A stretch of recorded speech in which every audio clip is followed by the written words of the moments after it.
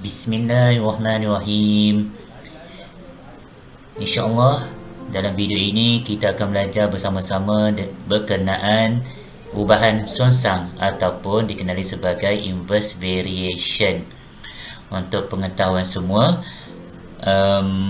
saya perlu fahamkan awak dalam bahasa Melayu kerana format SPM 2021 dalam dua bahasa, tapi diutamakan ataupun dimulakan dengan bahasa Melayu dan diikuti dengan bahasa Inggeris.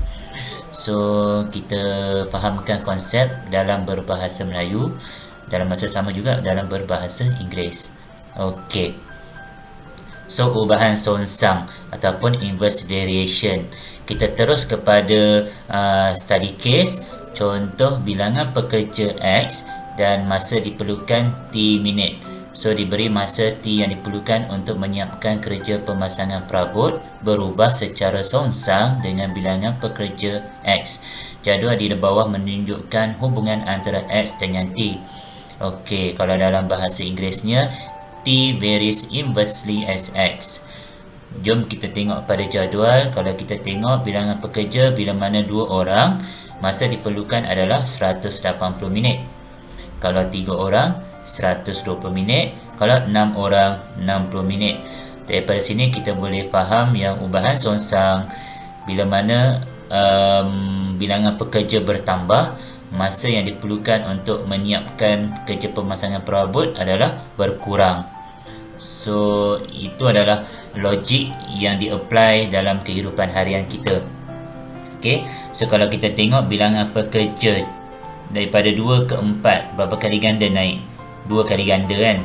Tapi bila mana bilangan pekerja naik 2 kali ganda, memandangkan dia adalah ubahan songsang. So bila darab songsangnya ataupun lawannya bahagi, so maknanya daripada 180 minit akan dibahagi 2. Nombor pemalar dia sama. Okey, konstan dia sama. Kalau yang ni darab 2, sini bahagi 2. So 180 bahagi 2 dapatlah 90 minit. Okey. So kita hari tu kita belajar direct variation. Kita faham yang Y dibahagi dengan X, kita akan mendapatkan konstan. Betul? Okey, tetapi dalam isu yang ni, kalau kita buat dalam graf, kita akan dapat graf macam ini. Okey, contoh kalau sini X kita adalah 4, so dia punya masa dia adalah 90. Tapi kalau kat sini 6, so masa dia berkurang kan, so jadi 60. Okey, so dalam graf kita akan dapat Y against X, tapi kita tak dapat pun straight line. Okey, so bila mana kita buat Y dibahagi dengan X, okey, ataupun dalam isu yang ni kita punya Y kita adalah T dan X lah. So bila mana kita buat Y per X, so kita akan dapat 90, 40 dan nombor yang tak sama.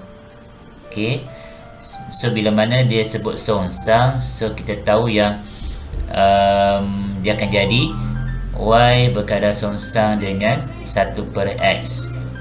So maknanya X itu adalah inverse kan. Kalau X per kuasa negatif 1, dia akan jadi 1 per X. So inversely towards Y. So that's why kita akan buat Y sama dengan K per X. Dan X kita bawa naik, kita akan dapat K sama dengan Y darab X. That's why bila mana kita buat X darab T, okay, X darab Y, kita akan dapat nombor yang constant.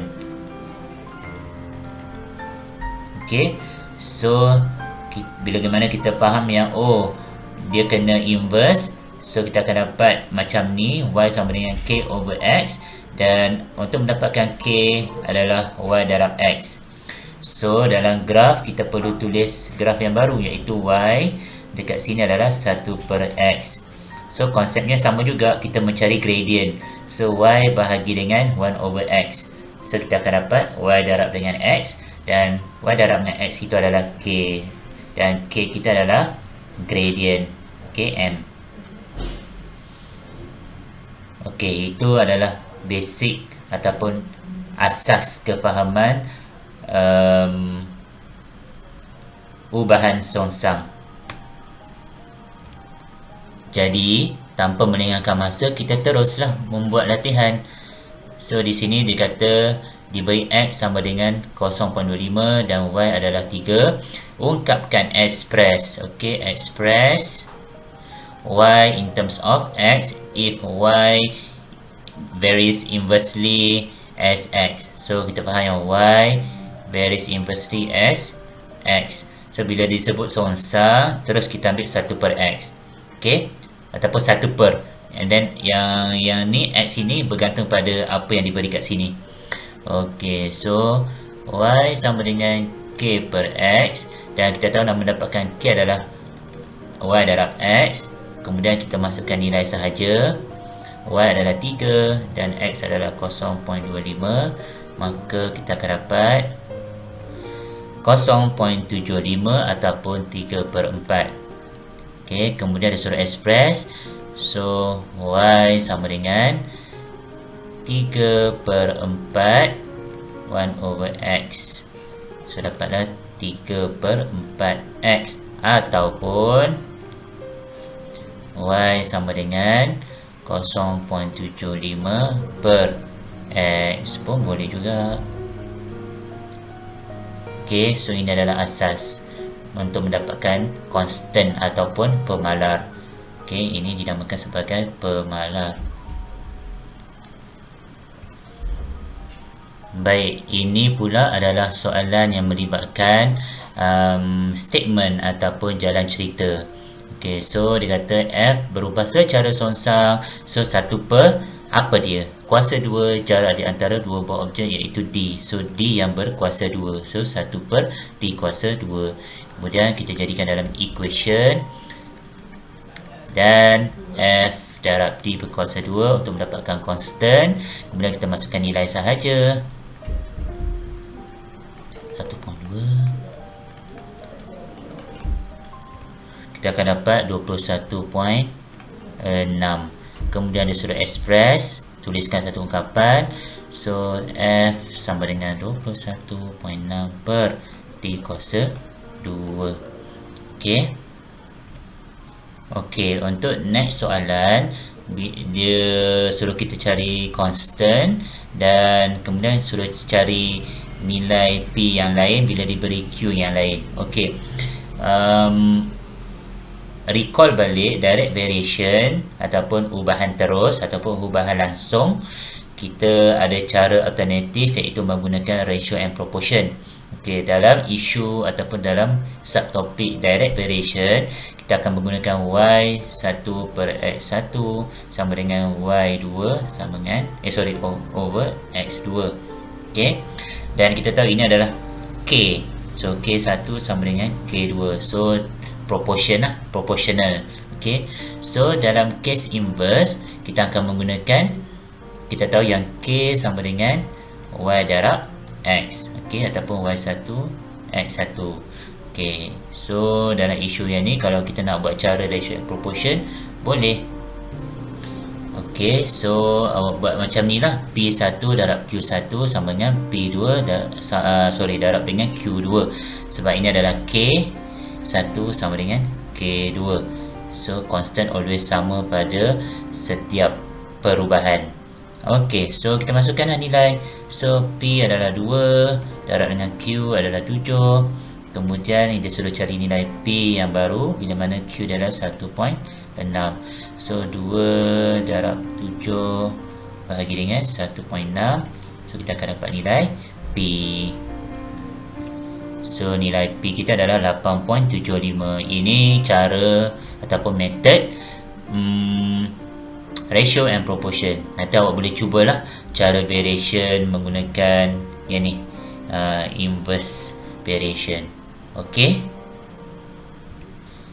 Ini antara latihan-latihan ataupun soalan-soalan yang kebiasaannya keluar. Okey. So kalau awak nampak 1 per itu adalah inverse variation. So soalan ni straightforward, kita terus carilah. Cuma nak bagi tahu yang dia punya X variable ini boleh dalam pelbagai term, boleh jadi X, boleh jadi X kuasa 3, boleh jadi X kuasa 1/2 ataupun square root of X ataupun cube root of X. Sama je isu, sama je macam direct variation dan joint variation. Ok, so yang ni kita pilih lah salah satu, kita ambil C lah. Ok, baik, untuk soalan C kita dapatlah jalan cerita dia, jalan kerja dia macam ni. So macam biasa kita equatekan dia. So y sama dengan k over square root of x, kemudian kita mencarikan nilai k iaitu 2, kemudian kita ekspreskan dia, kemudian kita masukkan nilai yang diberi untuk mencari nilai yang diminta. So dapatlah y sama dengan 10 untuk soalan C. So apa boleh guna cara ratio and proportion juga. Nanti awak boleh cubalah, tengok sama tak. So bila mana sama, maknanya awak dah memahami konsep inverse variation dan juga ratio and proportion. Okay. Okay, sebelum kita menghabiskan video dan kita sama-sama menghabiskan topik 1 variation. So ini adalah subtopik yang terakhir, iaitu ubahan bergabung, okay, ataupun combine variation.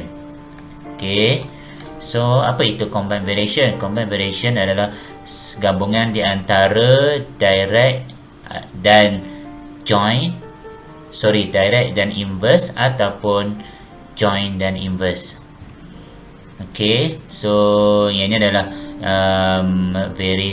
variation relation, direct dengan inverse, yang ni joint dengan inverse. So macam biasa kita perlu mengadakan k untuk constant. Okay, so konsep dia sama, cumanya kita kena faham combine variation ini adalah melibatkan dua situasi ini, mana-mana salah satu. Okay, so kita straightforward to the questions. Baik, untuk soalan, apa-apa saja soalan, first of all we have to dapatkan dulu apa relation variation dia. So kita tengoklah y berubah secara langsung direct dengan kuasa 2x. Okay, so y berubah secara langsung ataupun y varies directly as x squared, and secara songsang and inversely as square root of z, punca kuasa 2z. So kita dapatkan dulu dia punya hubungan dia. Bila kita dapat hubungan dia yang betul, barulah kita jadikan sebagai persamaan ataupun equation dengan menghadirkan k sahaja. So y sama dengan k darab x kuasa 2 bahagi dengan square root of z. Kemudian masukkan nilai untuk mendapatkan nilai k. Kemudian kita ekspreskan dia. So y sama dengan 3x kuasa 2 per square root of z. Alhamdulillah, saya harap mudahlah bagi awak untuk faham keseluruhan topik 1 ini. Okey, kita tengok pada soalan yang melibatkan real life application. Okey, so kalau kita tengok kat sini, dia bagi tahu Encik Kamal memasang jubin segi 4 tempat di bilik tidurnya. Bilangan jubin yang diperlukan adalah simbol J berubah secara songsang dengan panjang dan lebar. So bila mana dia kata panjang dan lebar, ada dan, bermaksud dua-dua ini berada di bawah, berada dalam keadaan songsang. Okay, so kita kena faham dulu apa dia punya hubungan dia, relation dia. So kita bagi tahu lah J varies inversely as P and L ataupun panjang dan lebar. So 1 per P darab L. Kemudian kita jadikan persamaan. So J sama dengan K per P darab L. Kemudian kita masukkan nilai yang info yang diberi. So jubin 120, panjang 0.4 dan lebar 0.5 supaya kita mendapatkan nilai K.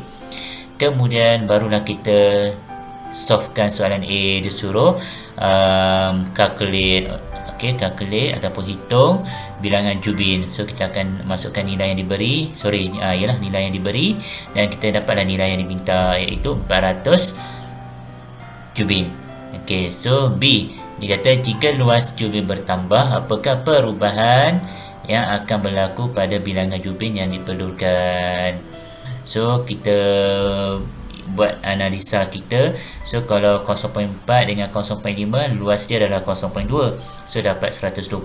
So kalau 0.2 dengan 0.3, luas dia 0.06, which is lagi kecil daripada luas 0.2, tapi bilangan Jubin adalah bertambah. So dia kata bila luas bertambah, apa yang berlaku pada bilangan Jubin? So yang ni daripada sini ke sini kan, sebab dia bertambah luas dia 0.06 kepada 0.2. So daripada 400 ke 120, dia jadi berkurang. So bilangan Jubin diperlukan berkurang. Alhamdulillah, habis. So Alhamdulillah kita selesai menghabiskan topik 1 variation. Okay, nanti jangan lupa apa-apa latihan, bahan-bahan ulang kaji, tolong cek di Google Classroom. Saya akan update di Telegram bila mana saya sudah upload bahan-bahan latihan, dan juga kuis, dan juga ujian selaras, dan juga ujian setara. Okey, terima kasih. Alhamdulillah.